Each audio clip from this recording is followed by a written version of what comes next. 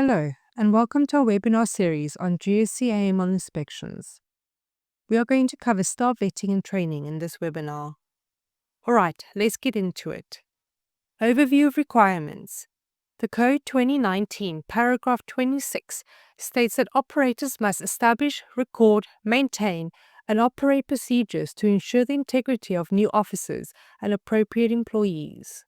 To meet the requirements for staff vetting, operators must, where possible, complete vetting checks before the staff member starts work. Vetting applies to all officers, employees, and workers. Integrity controls should consider the size and risk of the operator.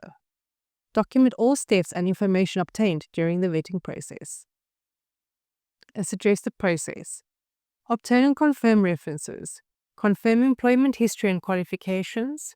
Request details of any regulatory action or lack thereof. Request details of any criminal convictions. To demonstrate the effectiveness of your vetting process, consider the following good practices. Thorough documentation.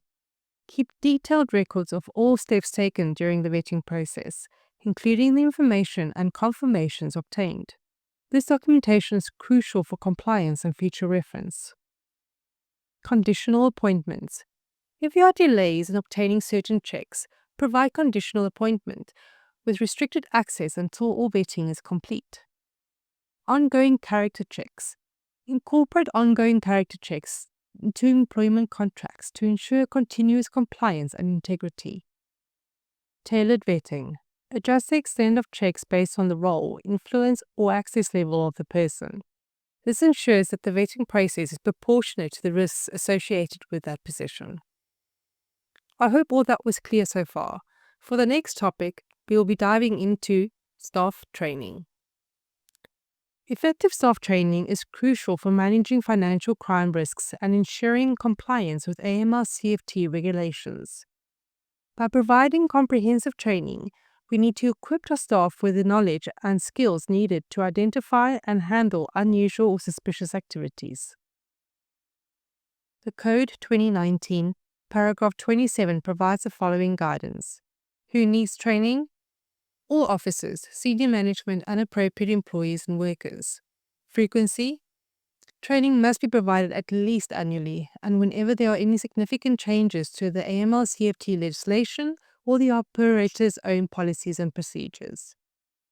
Content. Training must cover AML-CFT legislation, personal obligations, reporting procedures, operators' own policies and procedures, recognition and handling of unusual activity, personal liability, and new developments in money laundering and terrorist financing typologies. Examples of demonstrating effectiveness in AML training.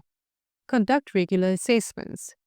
Implement quizzes or tests after training sessions to evaluate the understanding and retention of key concepts. Use real-life scenarios.